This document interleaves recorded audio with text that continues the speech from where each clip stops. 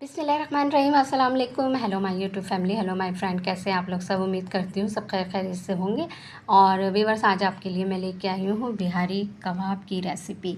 जी हाँ, बिहारी कबाब आप लोगों को पता है एक मशहूर और लजीज पाकिस्तानी ये पकवान है। और जो ये ख़ास तौर पर बिहार से ये मंसूब है, मतलब वहीं से ये चला है नाम, इसीलिए इसे बिहारी कबाब, बिहारी बोटी भी कह सकते हैं, बिहारी कबाब। तो आज आप लोगों के साथ में ये रेसिपी शेयर कर रही हूँ, बिहारी कबाब की रेसिपी। ये कबाब अमूमन जो है ज़्यादातर बीफ और मटन के गोश्त से तैयार किए जाते हैं और कोयले पे, सीखों पे इसको भुने जाते हैं कबाब। और ज़्यादातर जो है आम लोग भी इसको तवे पे फ्राई कर सकते हैं। तो चले चलते हैं रेसिपी की तरफ। मैंने ले लिया है 1 किलो 1 kg गोश्त ले लिए थे और इसमें मैंने पतले पतले इसके स्लाइस करवा लिए थे। और इसको जो है मैंने एक बड़ा सा बर्तन ले लिया, उसमें इसको गोश्त को मैंने फैला के रख दिया है। और 1 चम्मच मैंने ले लिया है खशखाश। खशखाश को धो के इस तरह टिश्यू पेपर पे इसको फैला के इसको सुखा लिया है। और इसका जो मसाला वो तैयार कर रहे हैं, इसमें मैंने ले लिया है 1 टेबल स्पून साबुत धनिया और काली मिर्च और जायफल का टुकड़ा, जो आप लोग खुशबू के लिए इस्तेमाल करते हैं। और इसमें 1 टेबल स्पून ज़ीरा। ये मसाले मैंने मिक्स हल्का सा भून लिया है, तवे पे भून लें या फ्राई पैन में हल्का सा इसको रोस्ट कर लें। रोस्ट करके और इसको अब पीसना है। इसमें मैंने 2 टेबल स्पून के बराबर मैंने भुना हुआ जो होता है चने, वो मैंने इसमें शामिल कर दिए हैं। अब इन सब चीज़ों को एक मिक्सचर मशीन में डाल के इसको मिक्सचर मशीन में इस तमाम मसाले को शामिल करके अब पीस लिया है मैंने। ये देखिए, ये मसाला पिस चुका है इसमें।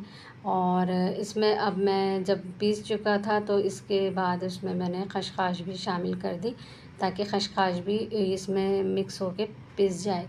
तो ये एक तरह से पाउडर की शक्ल में हो गया है पूरा मसाला। और हमने इसको तैयार करके एक तरफ रख लिया है। ये देखिए, ये गोश्त है, पूरे मैंने बड़े से बर्तन में फैला लिया था ताकि मसाला अच्छी तरह मिक्स हो जाए सारे गोश्त पर। 1 चम्मच मैंने इसमें टेबल स्पून नमक शामिल किया है और 1 टेबल स्पून ही इसमें मैंने पिसा हुआ धनिया शामिल करा है। और हाफ़ टी स्पून के बराबर मैंने इसमें शामिल करा है गरम मसाला।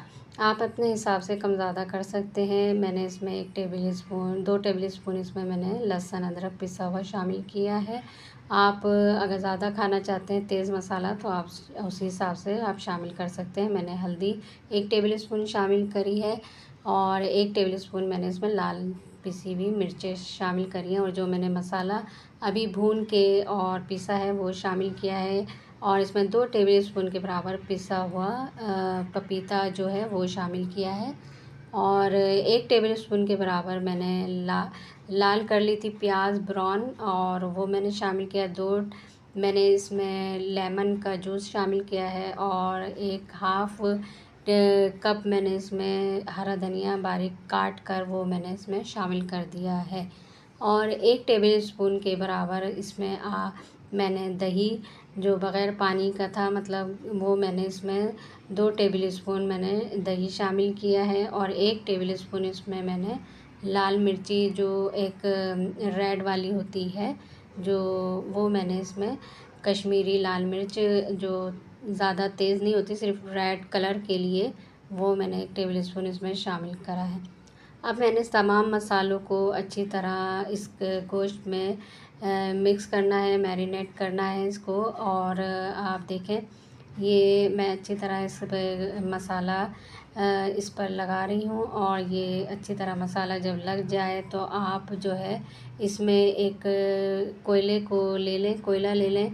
उसमें आप थोड़ा सा इसका स्मोक देना है मुझे ना इस मसाले को।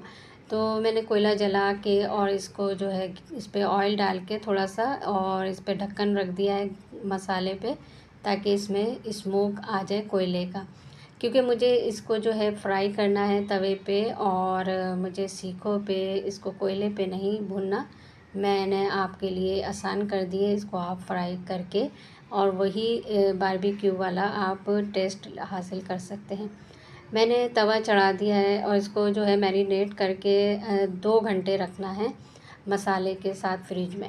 अब 2 घंटे के बाद मैंने इसको निकाला है मसाला और तवा चढ़ा दिया है और तवे में मैंने हाफ़ जो है मैंने कप इसमें ऑयल डाला है। 2 चम्मच के बराबर मैंने इसमें बटर शामिल किया है और जो मैरिनेट मैंने किया था कबाब गोश्त को, वो मैं एक-एक करके तवे पे फैला दूँगी ताकि जो है ये इस तरह अच्छी तरह पक जाए, फ्राई हो जाए।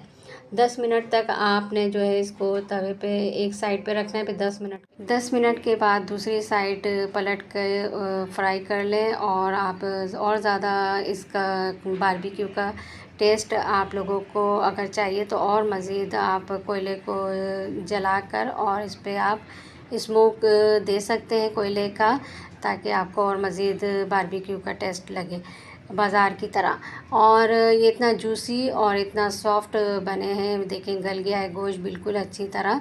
और ज़रूर ट्राई करिएगा इस रेसिपी को। आप लोगों को पता है मेरी इस चैनल पे झटपट तैयार होने वाली तमाम रेसिपी होती हैं। और आप किस किस कंट्री से मेरी वीडियो को वॉच कर रहे हैं तो ज़रूर बताइएगा ताकि मैं आप लोगों का थैंक्स कर सकूं। तो बहुत शुक्रिया वॉच करने का आप लोगों का, और आप लोग ज़रूर लाइक करें, शेयर करें अपने चाहने वालों के साथ, ताकि जो है आपको उनको भी फ़ायदा हो और घर में ये रेसिपी ट्राई करें और आप घर में बाज़ार जैसा टेस्ट आप हासिल कर सकें।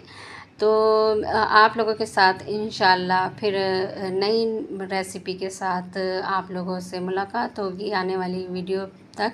इंशाल्लाह अपना ख़्याल रखिएगा। अल्लाह हाफ़िज़।